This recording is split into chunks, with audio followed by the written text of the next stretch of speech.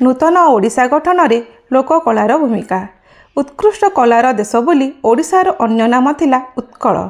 अतीत कलाक्षेत्र में समग्र भारतवर्ष में यार स्थान रही बहु ऊर्ध्वे। सौंदर्य चेतनार सर्वश्रेष्ठ अभिव्यक्ति एहिठारे ही घटिथिला। जुग जुगान्तरु ओडिशार संतान कलाक्षेत्र में निजर श्रेष्ठत्व प्रदर्शन करि आसिछन्ति। ओडिशार कला विभव कौनसी एक निर्दिष्ट क्षेत्र में सीमाबद्ध नुहे। पर्वतर गुंफा, देवादेवी मंदिर, विभिन्न हस्तकर्म, तालपत्र, पर्वपर्वाणी रे झुटिमुरुज, सिंग एवं तारकासी काम सबु क्षेत्र में तार ज्वलंत निदर्शन रही। ओडिशार प्राकृतिक सुषमा घंच अरण्य, दिगंत विस्तारित सबुज शस्य क्षेत्र, गिरी तटिनीर कलकलनाद, पक्षीर कूजन तार रूपमयी मनरे भरी देइछि कलार अपूर्व प्रेरणा।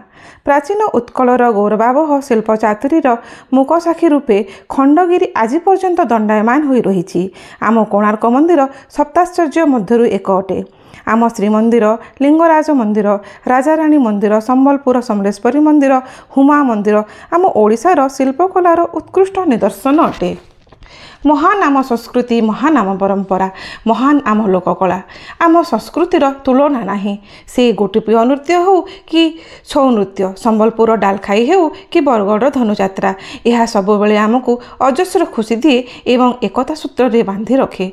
आम राज्यर कला, संस्कृति, नृत्य, संगीत राज्य बाहर मध्य बेस लोकप्रियता अर्जन करिछि। समयक्रमे आधुनिकतार प्रभाव रे यह क्रमे ह्रास पाइछि। यह आम समाज पाई आद्य शुभंकर नुहे। लोककला आम समाज और संस्कृति को जीवंत रखिबारे सहायक होइथाए। तेणु नूतन ओडिशा गठन में लोककलार भूमिका अत्यंत गुरुत्वपूर्ण अटे। आम लोककला आमर अस्तित्व, आमर परिचय, आमर स्वाभिमान, आमर अस्मिता। तेणु यहाकू बंचाई रखिबा सहित आगकू बढ़िबा पाई सामूहिक प्रयासर आवश्यकता रही। लोककला और समाजर अग्रगति ओतःप्रोतः भाव में जड़ित। कारण जो समाजर भाषा, संस्कृति, परंपरा जिते उन्नत सही राज्य सेते उन्नत एवं प्रतिष्ठित। आम लोककला आमर गर्व, गौरव एवं परिचय अटे। हजि जाउतबा लोककलार पुनरुत्थापन करने द्वारा अतीतर गौरव अक्षुण्ण रहिबो एवं आधुनिक समाज रे अग्रगतिर सहायक हेबो। आम लोककला हेउची आम पाई एक सांस्कृतिक संपद। यार मान्यता और मूल्यबोध को परवर्ती पीढ़ी रे पहुँचाइबा आवश्यक अटे।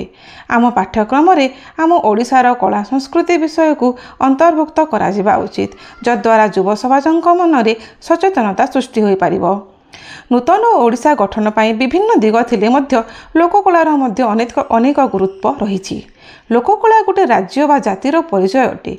गोटे राज्य बा जाति परिपृष्ठ होगापाई उभय लोककला और आधुनिकतार आवश्यकता रही। लोककला हेउची लोक संस्कृतिर मूल आधार स्वरूप। गोटे जाति को समग्र विश्व दरबार रे परिचित कराइबारे सही जातिर लोककलार अनेक भूमिका रही। लोककला समाजर गोष्ठीगत जीवन रे खूब प्रभाव पकाई थाए। आम सामाजिक जीवन शैली रे प्रतिबिंब अटे लोककला और लोक संस्कृति।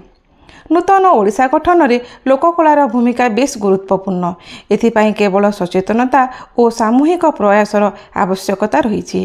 यही महान लोककला और लोक संस्कृतिर उत्तराधिकारी रूपे लोप पाइଥିବା लोककलार पुनरुद्धार करिवार संकल्प नेबा एवं एक नूतन ओडिशा गठनर स्वप्न को साकार करिबा।